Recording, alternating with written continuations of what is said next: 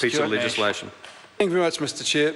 The great thing about the English language is words have different meanings, and sometimes in this sort of legislation, it's hard to know which meaning to take.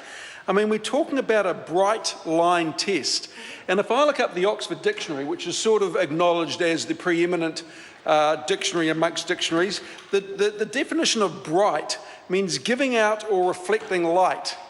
Mr. Chair, this bill gives out no light whatsoever. It's also, another definition is vivid and bold. There is nothing vivid about this, and it certainly isn't bold. Another definition for bright is intelligent and quick-witted.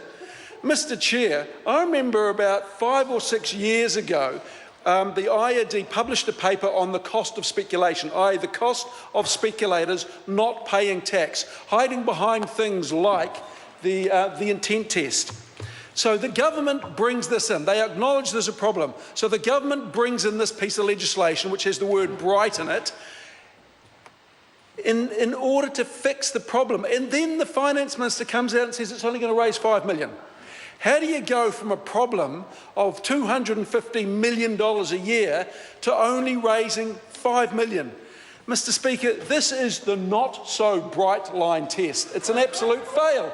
Mr. Speaker, if we have a look at the English definition, the Oxford definition of the word test, and it is, I quote, a procedure intended to establish the quality, performance and reliability of something. Well, Mr. Speaker, if this is a test, you're dead right, you're dead right. This fails on every single measure. And the reason I say that, Mr. Chair, is because, first of all, the industry don't like it. Secondly, it's not going to make any difference. Third, it's wasted a whole lot of time in this House. And fourth, it is retrospective, like my colleague, Mr. Cunliffe, talked about before. This is tax legislation. It's not supposed to be retrospective. We all know how this law was made. We know how this law was made. Mr. Key had one of those brainwaves. You know, the intelligent and quick-witted. Unfortunately, the way it was translated, you can imagine at the IRD, they were sitting there when Mr. Key came out and Mr. McLeay came out and said, I know, let's put a 2-year bright line test in.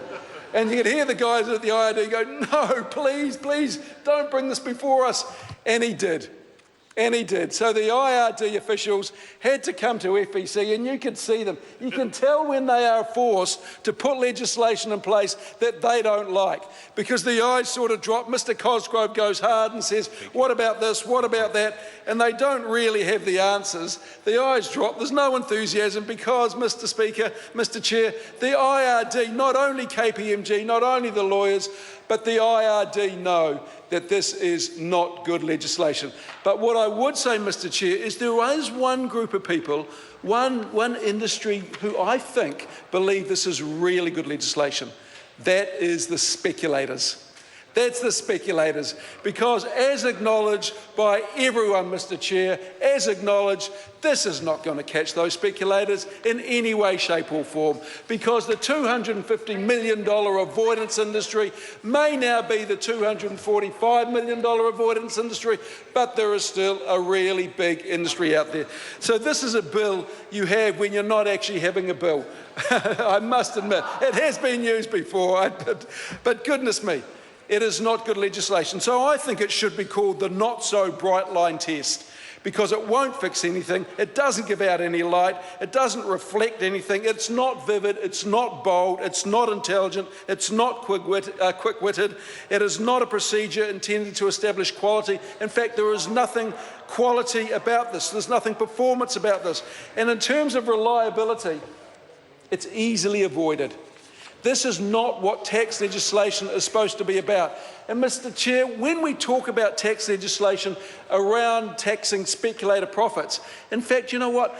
All the experts say it's not intended to drop the price of houses. It's not intended to collapse a bubble or prevent a bubble. It's actually intended to bring those into the tax system that are avoiding at that point in time.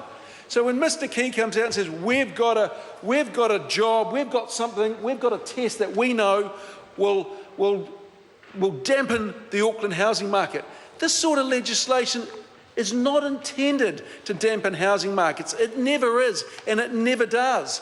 What it's intended to do is bring people into the tax system that currently aren't, and it fails on that account. The question is that clause 1 stand part. Those of that opinion will say aye. Contrary opinion will say no. The ayes have it.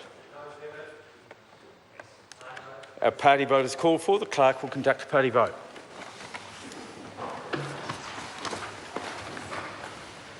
New Zealand National. 59 votes in favour. New Zealand Labour. 32 votes in favour. Green Party. 14 votes in favour. New Zealand First. 12 votes opposed. Maori Party. 2 votes in favour. ACT New Zealand. 1 vote in favour. United Future. 1 vote in favour.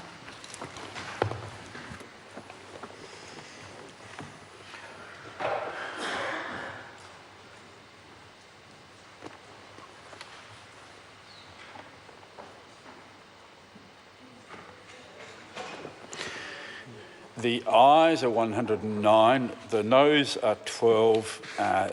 Clause 1 will stand part. The question now is that clause 2 stand part. Those of that opinion will say aye. Those of the contrary opinion will say no. The ayes have it.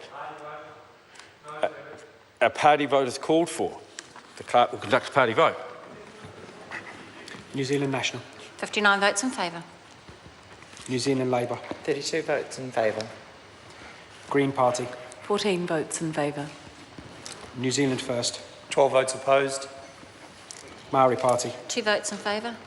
ACT New Zealand. 1 vote in favour. United Future. 1 vote in favour.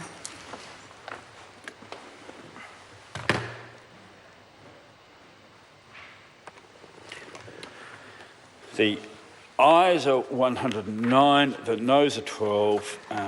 Clause 2 will stand part. I will report this bill without amendment presently. Members, we now come to the Support for Children in Hardship Bill. The question is that Part 1 stand part. I'll just make it clear that this is debate on clauses 3 to 10 and the schedule.